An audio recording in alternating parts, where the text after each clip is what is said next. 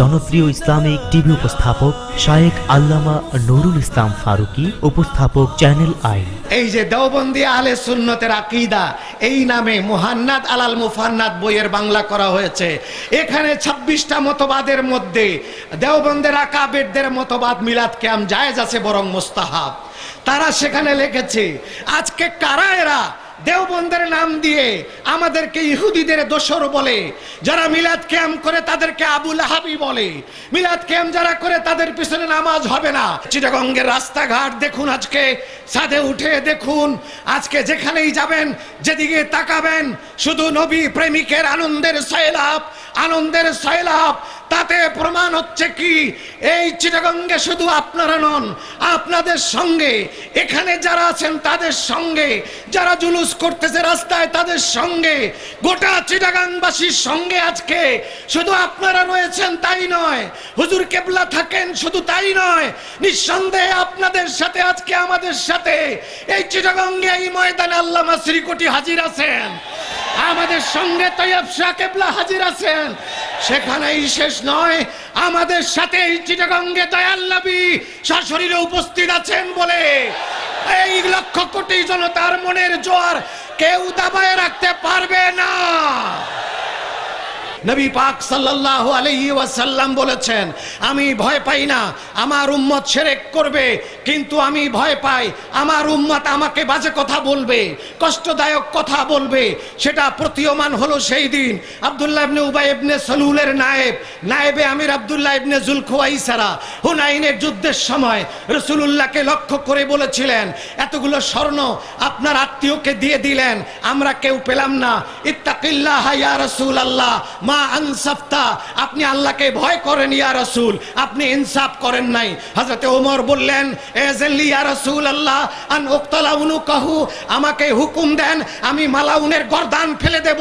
আল্লাহর নবী বললেন, ওমর ওর দিক তাকায় দেখো, গর্দান ফেলে দেওয়া লাগবে না, আমি ভবিষ্যৎবাণী করছি এই লোকের গোষ্ঠী কিয়ামত পর্যন্ত পৃথিবীর রন্ধ্রে রন্ধ্রে যাবে, চিটাগঙ্গ তার থেকে বাদ থাকবে না। তাদের লক্ষণ হবে তারা পরহেজগার হবে, তাদের দাড়ি থাকবে, তারা মোষ কামাবে, মাথা নেড়া করবে, লম্বা দাড়ি করবে, হাঁটুর নিচে লুঙ্গি পরবে, তারা নামাজ পড়বে, কপালে নামাজের দাগ থাকবে, তারা তেলাওয়াত করবে, তারা মুত্তাকি হবে, তারা পরহেজগার হবে। তারে পরহেজগারির কাছে ওমর তোমার পরহেজগারি তুচ্ছ, তারা এতই বড় পরহেজগার হবে কিন্তু ইসলাম তাদের গলার নিচে যাবে না। এ যাবত প্রায় 3 বছর ধরে আমাকে বহুবার হুমকি দেওয়া হয়েছে, তোমাকে ব্ল্যাক লিস্ট করা হবে, সৌদি আরব যাওয়া বন্ধ করা হবে, তোমরা আমার সৌদি আরব যাওয়া বন্ধ করবা। তার আগে আমার দয়াল নবী আমাকে 25 বার হজ করাইছে, আমাকে বন্ধ করে দাও, তোমার দেশে আমি না গেলাম, অসুবিধা নাই। আপনার বিরুদ্ধে আন্তর্জাতিক ভাবে মামলা হতে পারে, আন্তর্জাতিক মামলা হলে আমি আরো খুশি, আমাকে নিয়ে জেলে রেখে দেন। আমি আন্তর্জাতিক মামলা কেন, আমি গোটা দুনিয়া ছাড়তে পারি, চাকরি ছাড়তে পারি, মান সম্মান ছাড়তে পারি, যদি আমাকে জঙ্গলের কোনো গর্তে বসবাস করতে হয় সেটা আমি রাজি আছি, কিন্তু আমার রাসূলকে আমি বুক থেকে সরাতে পারবো না, আমার রাসূলকে আমি বলতে পারবো না। তোমরা যতই যা করো আমি রাসূলকে বলতে পারবো না।